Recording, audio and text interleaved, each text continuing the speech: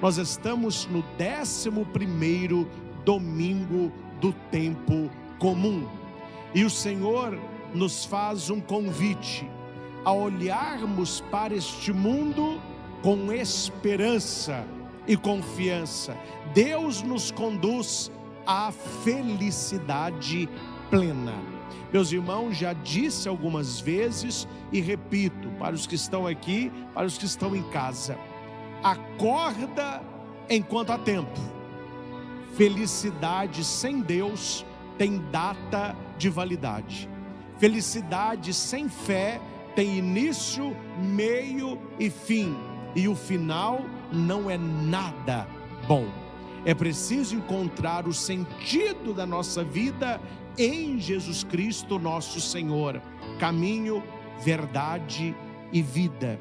Nós cantamos tão bonito hoje o Salmo 91.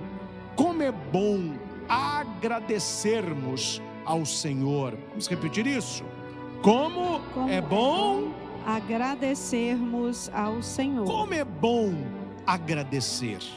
Como é bom agradecer. Repita. Como é bom agradecer. Você é uma pessoa agradecida? Na sua boca tem um muito obrigado. O Deus lhe pague. Gratidão. Como é bom agradecer. Como é ruim reclamar. Como é ruim reclamar. A pessoa que agradece, ela alegra o coração de Deus. A pessoa que reclama, além dela não alegrar o coração de Deus, ela atrai coisas ruins para a sua vida. Se você quiser uma receita, e eu lhes dou aqui a receita pronta para atrair coisas ruins para a sua vida, para atrair verdadeiras desgraças na sua história, seja uma pessoa que reclama. Fica olhando a pessoa que reclama lá na sua família, lá na sua casa, lá no seu trabalho, como que a vida dela é mais difícil, como que as coisas para ela são mais agarradas, como que a coisa não anda para ela. Só que ela reclama, ela atrai a coisa ruim e ela reclama dizendo: não falei que não ia dar certo? Não falei que para mim é mais difícil? Não falei que a minha vida é mais complicada? E ela não vê que é a reclamação. Como é bom agradecer, como é ruim reclamar. Como é bom agradecer o Senhor, como é ruim reclamar da própria vida. Jesus, ele como um sábio, como um rabino, ele gosta muito de enigma. Não sei se você, no seu tempo de escola, tinha isso. Quando eu estudei na escola estadual de Itaúna, da minha 5ª série até o 3º contabilidade. Na época era científico, 2º grau, né? E tinha uma revistinha, eu não me lembro o nome da revista, mas toda a última página era o enigma da esfinge. Aí eu tinha uma professora que ela sempre colecionava esse enigma e de vez em quando ela punha no quadro de aviso. A meninada ficava doida, né? A gente ia, lia o enigma e ficava tentando resolver. Ela colocava numa semana e ela dava o resultado na outra semana. Às vezes acertávamos, às vezes passávamos longe. Mas o que é o enigma? É um ensinamento oculto. Ele não é revelado. Você conta sem contar. Você fala sem falar. Você ensina sem ensinar. Jesus, ele pregava por parábolas. No Evangelho de Marcos, Marcos insiste muito que Jesus não falava abertamente. Ele ficava jogando enigmas. Na Bíblia, a palavra enigma é equivalente a parábola, que pobremente traduzido por história. Não era uma história, era mais do que isso, era uma parábola. E qual é a intenção da parábola? Fazer pensar. Jesus fala essas coisas abertamente, as pessoas podiam receber aquilo com superficialidade. Não, Jesus fazia o que o Império Romano, o que o judaísmo não gostava. levar as pessoas a pensarem. Às vezes, o discurso de Cristo é aberto, às vezes é enigmático. Para o Evangelho de Marcos, sempre enigmático.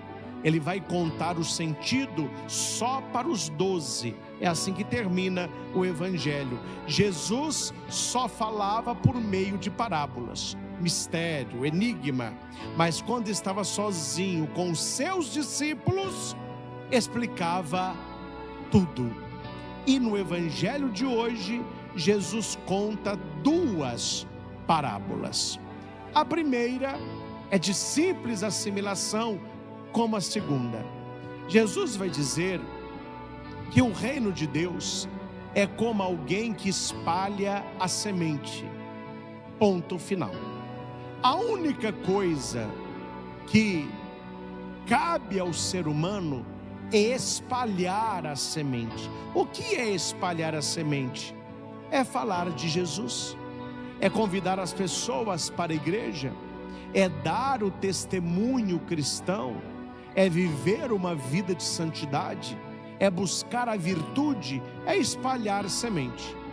Aqui não se fala sobre o cuidado com o terreno, tirar as ervas daninhas, tirar os espinhos, tirar pedras, colocar adubo, virar a terra. Não se fala nada disso. Não se fala sobre as intempéries do tempo, granizo, chuva, vento, seca, alagamento. Não se fala nada disso. A única coisa que Jesus fala, o reino de Deus é como alguém que espalha a semente. Jesus é o primeiro a semear. Ele semeia pela palavra. Ele vai dormir. Quem vai dormir? Quem espalhou a semente. Ele dorme e acorda, noite e dia, e a semente vai germinando, a semente vai crescendo, mas ele não sabe como isso acontece. A terra por si mesma produz fruto. É o mistério de Deus. O que Jesus está ensinando para nós?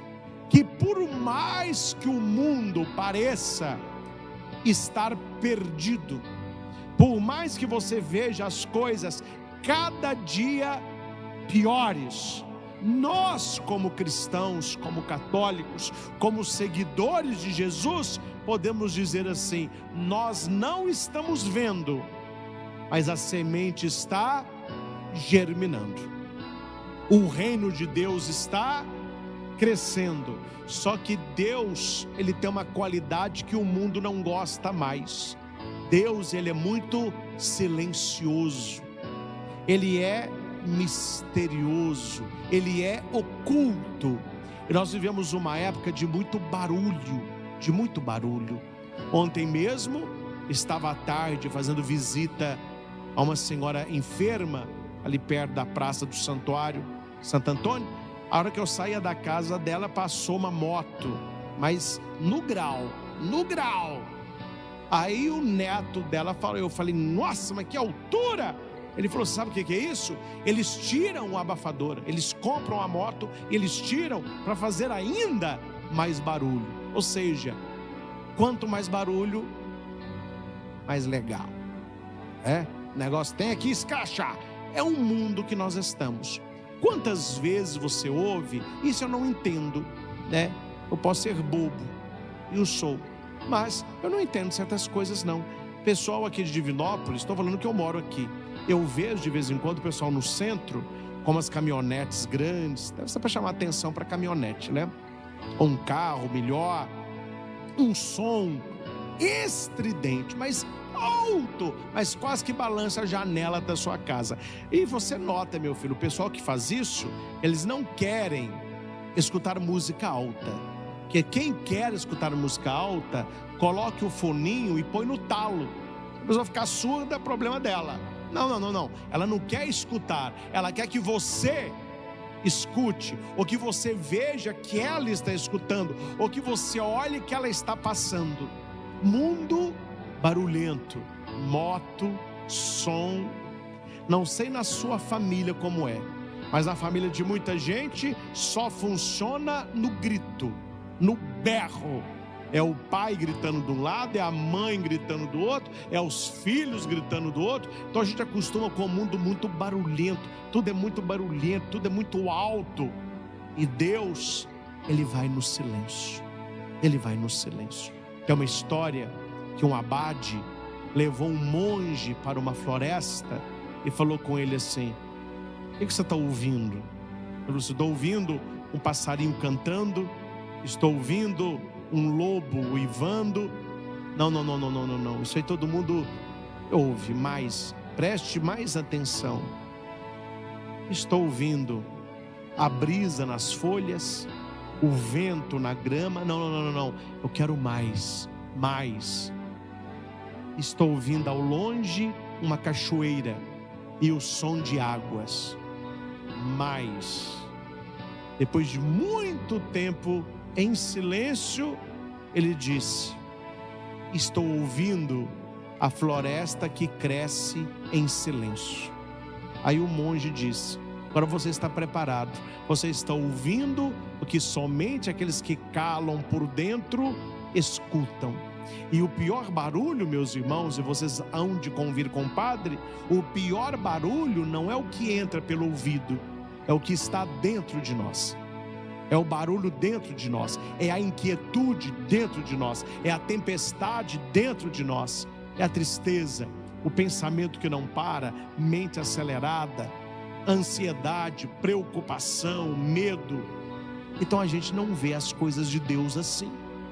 Deus, Jesus está falando, o reino de Deus é como a semente, ela vai germinando. Você olha para a terra, você não está vendo nada, mas lá embaixo tem vida, tem raiz, está germinando, está crescendo. Primeiro aparecem as folhas, depois vem a espiga e por fim os grãos. Quando as espigas estão maduras, o homem mete logo a foice, porque o tempo da colheita chegou. Olhe como que a parábola de Jesus é inteligentíssima. O que cabe ao homem? Semear e colher. O que cabe ao homem? O início e o fim. Todo o meio cabe a Deus. Todo o processo cabe a Deus. A nós a esperança orante.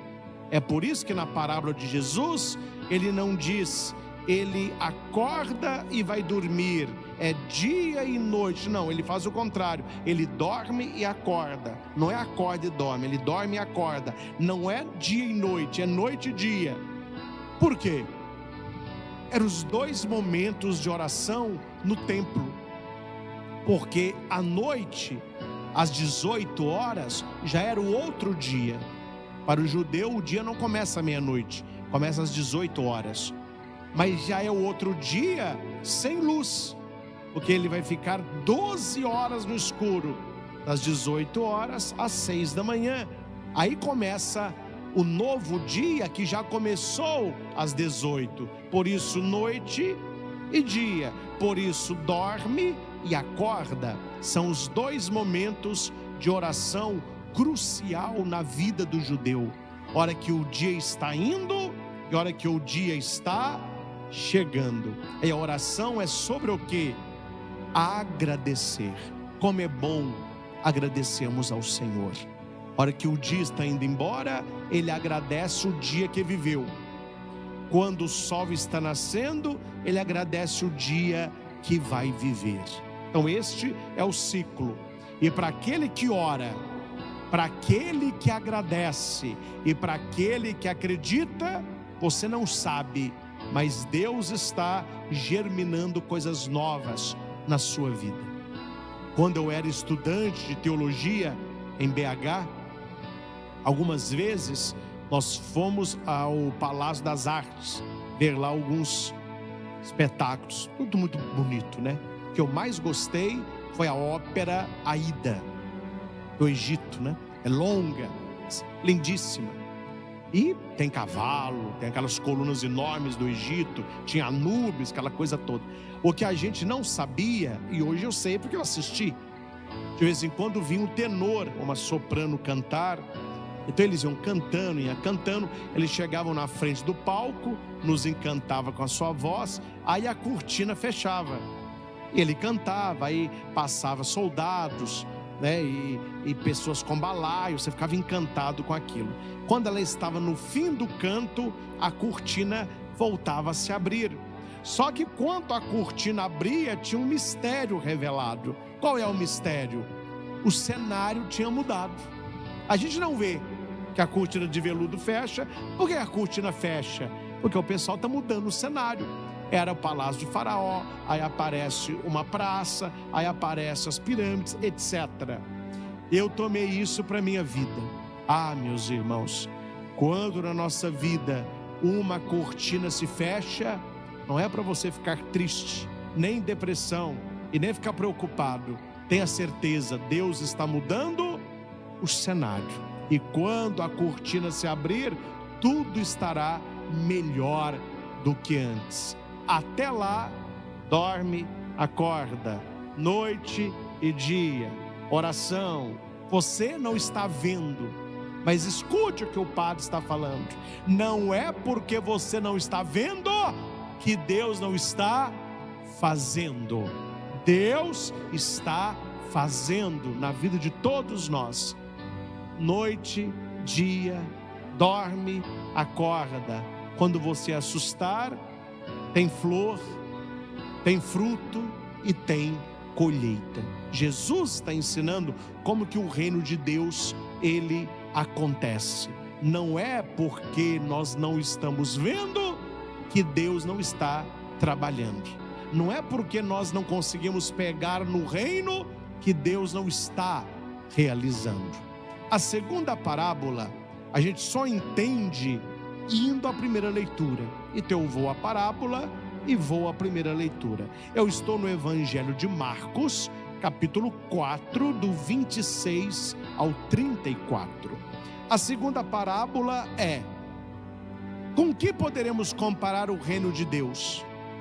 O reino de Deus é como um grão de mostarda. É a menor semente, né? Menor semente.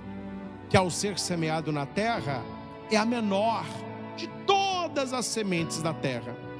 Quando é semeado, cresce e se torna maior do que todas as hortaliças, e estende ramos tão grandes que os pássaros do céu podem abrigar-se à sua sombra.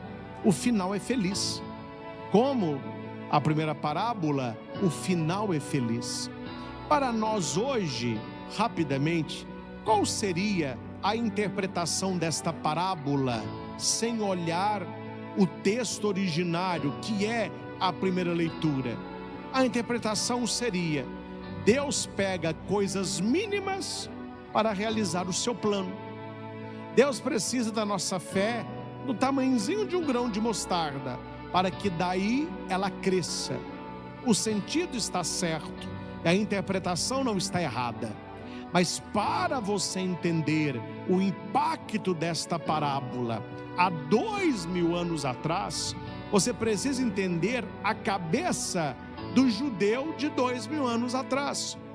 Porque quando você vai ao livro do profeta Ezequiel, que é o profeta da esperança, ele fala de um império, de um reino de Deus, de algo que vai acontecer, não como um grão de mostarda. Na cabeça do povo da antiga aliança, o reino de Deus seria grande e maior que o reino da terra. Por isso, na primeira leitura, ele não fala de grão de mostarda. Ele fala de quê? De cedro. Toda vez que o Antigo Testamento fala de cedro, ele está falando de grandeza, de poder. É o símbolo do império. Tanto que nós ouvimos no Evangelho: o justo crescerá como a palmeira. Palmeira cresce para cima. O justo crescerá como a palmeira, florirá igual ao cedro que há no Líbano, grandioso. A casa do Senhor estão plantados nos átrios do meu Deus, florescerão. Imagina você, um judeu do primeiro século, esperando a realização do reino de Deus. Você quer um reino de Deus grandioso como cedro. Naquela época, quando alguém queria abençoar alguém, um sacerdote, por exemplo, lá do templo de Jerusalém, o sacerdote abençoava as pessoas. Além da bênção de Araão, ele dizia que você cresça como um cedro. Você levava um bebezinho, o sacerdote abençoava, que neném bonitinho, que ele cresça como um cedro. Eu estou abrindo aqui um negócio, que esse negócio cresça como todo mundo gostava. Cedro, alto, grande. Eu fiz uma pesquisa, porque eu não sabia de cor, né? Mas eu li aqui, que o cedro, ele chega entre 30 e 40 metros de altura. Imagina o tamanho de uma árvore de 40 metros de altura. Cresça como... Aí vem Jesus. O reino de Deus eu sei, como cedro. Não. É como um grão de mostarda. É como uma sementinha plantada. Falta de graça. A gente sempre achou que era um cedro. Jesus vai mostrar que coisas grandes, que são grandes, é uma evidência, mas coisas insignificantes que se tornam grandes é graça. Se você pega uma pessoa muito inteligente e ela fala 4, 6 línguas, tem PhD, dá aula em grandes universidades, você não se assusta, porque ele é muito inteligente. E aquele que é muito inteligente, muito fará pela sua inteligência. Agora, se você pega um Pedro da vida, um Tiago, um Mateus, pescadores, sem cultura, Mateus, um larápiozinho dos impostos, e você vê Jesus trabalhando naqueles homens, e os 12 de ontem, hoje a nossa fé é mais de 1 bilhão de católicos. Você nota que Deus, ele não pegou o grande para fazer coisa grande, ele pegou o grão de mostarda para fazer coisas grandes. Aí o milagre ainda maior. É uma historinha, lembrei agora, essa nem estava programada não, mas é boa. Conta-se que um ateu chegou perto de um padre, para acabar a fé do padre, sabe? Falou: padre, vem aqui. O padre: pois não, eu não creio em nada, mas eu queria te fazer uma pergunta. É verdade que Moisés abriu o mar vermelho e atravessou a pé enxuto aquele povo todo? O padre: é verdade. Pois é, padre, eu estudei e eu estive lá. O senhor sabia que há uma época do ano em que o mar ele recua um pouco e há um caminho no meio do mar que a água não passa de 60 centímetros? O padre: não me fale isso. Então o senhor vê que o milagre da Bíblia não é o padre. Meu Deus, o meu Deus é mais poderoso que eu pensava. O ateu: ai padre, como assim? Meu filho, porque na Bíblia fala que são 2 paredões de água. Para destruir um exército egípcio com 2 paredões de água é fácil. Agora, para afundar o faraó e o exército com 60 centímetros de água, Deus é mais poderoso que eu pensava. Então veja, para a pessoa que crê, ela enxerga o milagre até para aquele que não crê. Então Deus trabalha no pouco, no pequeno, e os milagres são grandiosos. Aqui, meus irmãos, nós temos a mostarda, ela chega a 1,5 metro. Um pé bem grande de mostarda chega a 3 metros. E olhe lá, 3 é muito. O cedro chega a 40 de altura. Jesus não compara o reino de Deus com o cedro, mas com mostarda.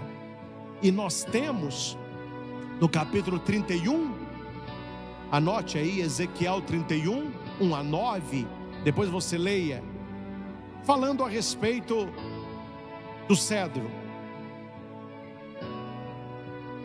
que até no jardim do Éden, no paraíso, as outras árvores tiveram inveja do cedro. Aqui nós precisamos ir a Santo Agostinho. Ele vai dizer que se o reino de Deus é a semente de mostarda, quem seria o cedro? Seria o próprio Cristo. Ele que é grande e se fez pequeno. Ele que é Deus, cedro, mas se fez um de nós, um grãozinho de mostarda. Eu fico vendo, gente, a gente não pode falar demais não, a gente cria inimizade, né? Eu fico vendo um pessoal com o nariz em pé e falando assim, essa frase eu acho muito feia. Você sabe quem sou eu? Você sabe com quem você está falando? Tinha até um cara assim, prepotente, né? Chegou no guichê de uma companhia aérea, fez falta de educação com a moça, e a moça foi treinada para isso, ela ficou só olhando para ele. Ele foi e falou com ela assim, você sabe quem eu sou? Ela falou assim, como é? Você sabe quem eu sou? Um minutinho só. Ela foi e ligou o microfone do aeroporto. Senhores passageiros, eu estou aqui no guichê 4 da Companhia Azul Interlines. Está na minha frente um senhor que não sabe quem ele é. Se houver nesse aeroporto alguém que eu conheça, favor, como... Você está brincando comigo? Não, o senhor perguntou quem eu vou. Eu não tenho a mínima ideia. Se o senhor não sabe, eu que vou saber. Gente, tirou na elegância, né? Então Jesus, ele sabia quem ele era. E as pessoas precisam entender quem elas são.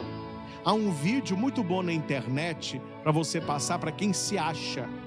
Vá na internet e pesquise assim: o tamanho da Terra no sistema solar e no universo. Aí aparece uma casa, aparece do alto a cidade, o estado, o mundo, o sol. Aí vai aparecendo assim, ó, meu filho, não somos nós que somos um grão de mostarda. O planeta Terra é um grão de mostarda, dependendo do tamanho do universo. E a pessoa se acha, ela se acha muito importante, ela se acha o centro do universo. Jesus, que era o grande cedro, ele se fez pequeno e se fez um igual a nós. Nós vimos na nossa eucarística, igual a nós em tudo, menos no pecado. Em Ezequiel 31, 1-9, eu faço questão de ler porque é um poema, é maravilhoso, não está no folheto, mas preste atenção. Ezequiel 31, 1-9. E sucedeu no 13º mês, ao 1º do mês, que veio a mim a palavra do Senhor dizendo: filho do homem, dize ao faraó, rei do Egito, e à sua multidão, a quem é semelhante a tua grandeza? Olha que bonito. Eis que a Síria era um cedro do Líbano, grande, de ramos formosos, sombrosa ramagem, de alta estatura, e a sua copa estava entre os ramos espessos. As águias o fizeram crescer e habitaram nela. As águas o irrigaram. O abismo, olha aqui, o abismo o exaltou. O abismo tinha inveja do cedro. As suas correntes corriam em torno da sua plantação, e ele envia os regatos a todas as árvores do campo. Por isso se elevou a sua estatura sobre todas as árvores do campo, e se multiplicaram os seus ramos, e se alongaram as suas varas, por causa das muitas águas quando brotava. Todas as aves do céu se aninhavam em seus ramos. Entendeu onde Jesus tirou? Foi daqui. Ele vai dizer que a semente mostarda, quando cresce, ela vai acolher também as árvores, as aves. Então não interessa se é cedro ou se é mostarda, a finalidade é cumprida, que é acolher as aves, que somos nós, né? Fariam ali os seus ramos. Todos os animais do campo geravam debaixo de seus ramos. Todas as grandes nações habitavam a sua sombra. Olha o tamanho dessa árvore, hein? Assim era formoso a sua grandeza, na extensão de ramos, porque a sua raiz estava junto às águas. Lembram do Salmo número 1? De Davi? Davi conhecia esse texto. Feliz o homem que teme o Senhor. É como uma árvore plantada junto às águas correntes. Ela não murcha, dá fruto no tempo devido. Os cedros no jardim de Deus não o podiam obscurecer. As vaias não igualavam seus ramos, e os castanheiros não eram como seus renovos. Nenhuma árvore do jardim de Deus se assemelhou a ele em formosura.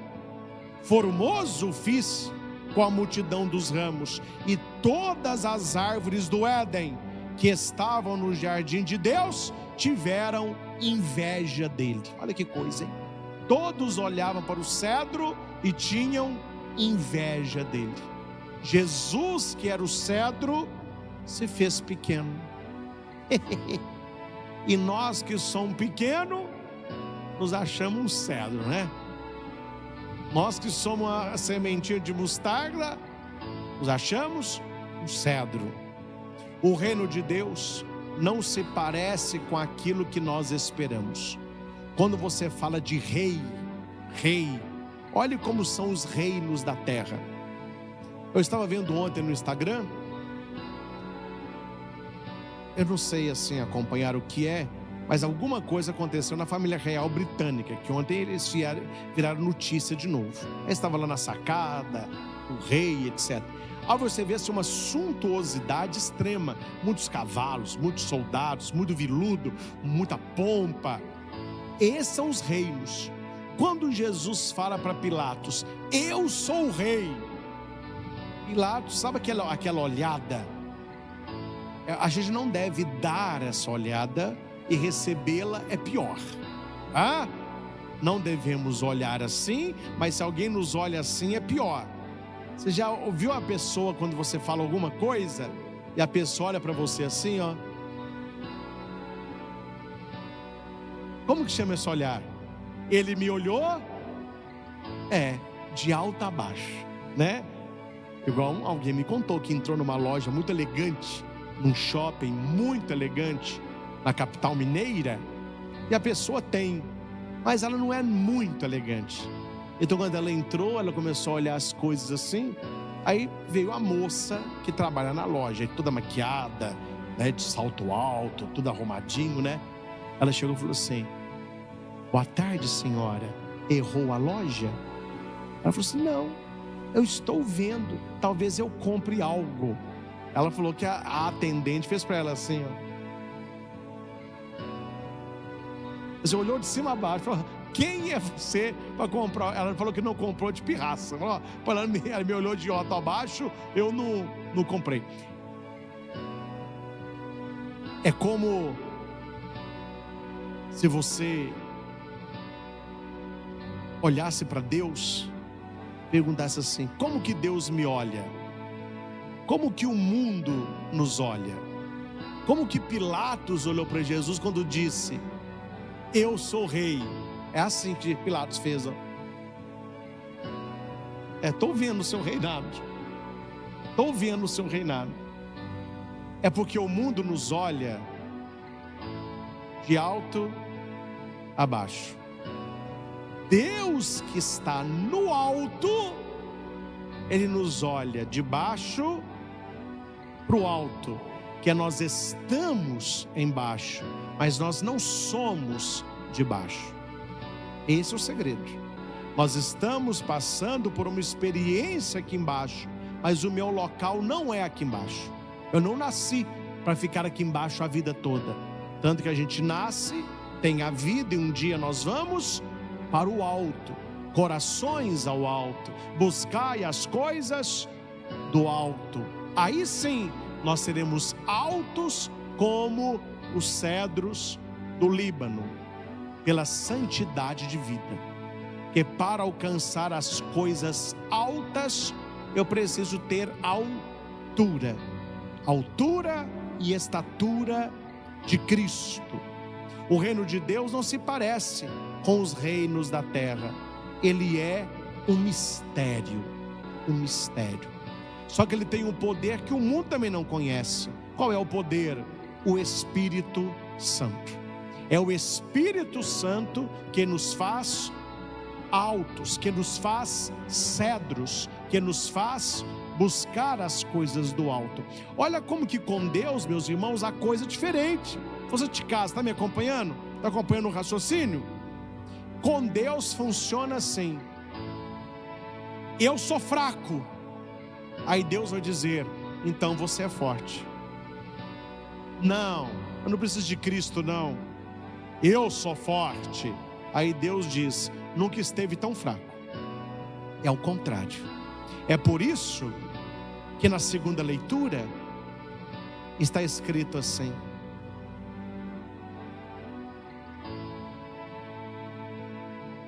perdão, é na primeira leitura. Deus nos compara a árvores. Aí no versículo 24 ele diz: e todas as árvores do campo saberão que eu sou o Senhor. Não importa qual é a árvore que você é, eu sou o Senhor. Eu abaixo a árvore alta e eu elevo a árvore baixa. Eu faço secar a verde e eu faço brotar a seca. Eu, Senhor, digo e faço.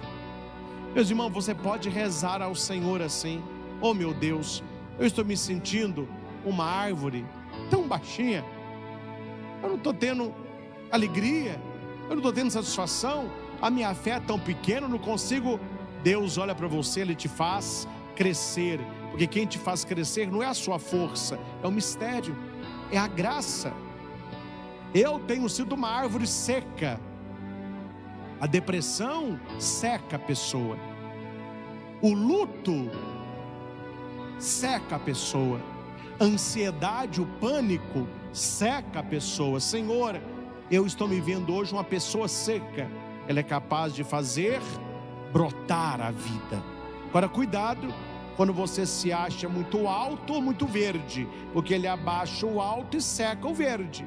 Ou seja, nós estamos nas mãos de Deus.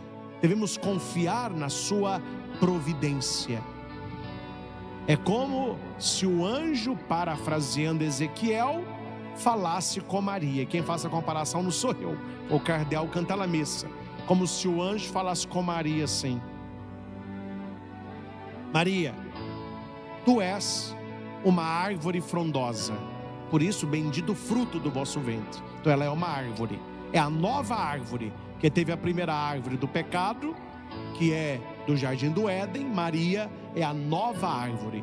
É como se Gabriel falasse com ela assim: e Deus manda lhe dizer, Maria, que a árvore alta Ele abaixa, a árvore baixa Ele eleva, a verde Ele seca, e a seca Ele faz brotar. Maria não se compara a árvore alguma. O que ela diz? Eis aqui a serva do Senhor.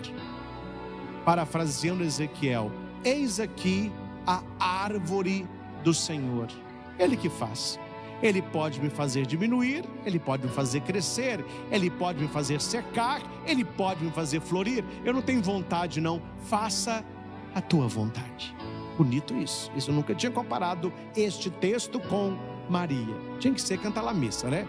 Aí ele faz assim, ele fala um floreado sobre que quando nós colocamos na presença de Deus, se coloque como você é, e Deus fará o que você precisa. Talvez Ele não fará o que você deseja, mas Ele fará o que você precisa, porque Deus é quem faz. Não somos nós que fazemos, Deus é quem faz. A igreja, se você olha para a igreja hoje, ela não se parece um cedro do Líbano, ela se parece com a mostarda. Se fosse cedro, ela seria apenas nobre, mas aí nós não estaríamos nela, porque nós somos pecadores. Então o que significa uma igreja mostarda? Uma igreja que tem santos, mas que tem pecadores. Aí você precisa, para onde você vai olhar? Você olhará de cima abaixo ao olho, de cima abaixo, ou você olhará de baixo para cima? Eu vou te dar exemplos, rapidinho. Aquele que olha a igreja de cima a baixo, ele diz: eu não vou à igreja, está cheio de gente lá invejosa, cheio de fofoqueiro, gente que vive uma semana de qualquer jeito e vai à missa no domingo. Eu não vejo vantagem neste povo. O padre mesmo está no altar, não faz a metade do que ele prega. Eu vou rezar em casa mesmo. É que ele está olhando de cima para baixo.